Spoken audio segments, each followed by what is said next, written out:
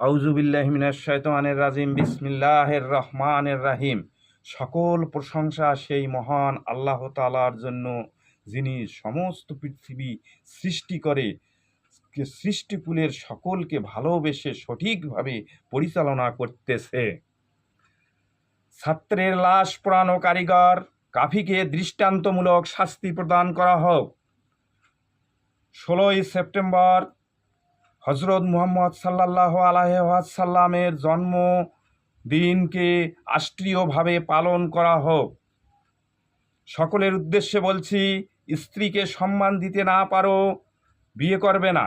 শুধু দুমুঠো ভাতের জন্য সে তার বাবা মাকে ছেড়ে আপনার কাছে আসেনি। জাতির কাছে প্রশ্ন, 26 লক্ষ ভারতীয় কোথায় চাকুরি করছে, এটা সঠিকভাবে দেখতে হবে এবং তাদের